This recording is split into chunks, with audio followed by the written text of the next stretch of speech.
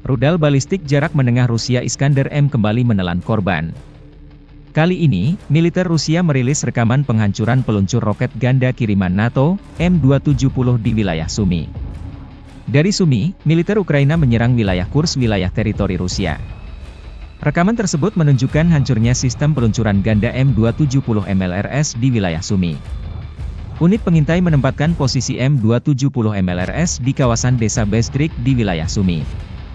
Posisi tembak MLRS yang teridentifikasi yang dipasok oleh negara-negara NATO terkena serangan rudal oleh awak sistem rudal taktis Iskander. Akibat serangan rudal tersebut, sistem peluncuran roket ganda M270 MLRS yang dibawa personel Angkatan Bersenjata Ukraina hancur total, demikian keterangan videonya.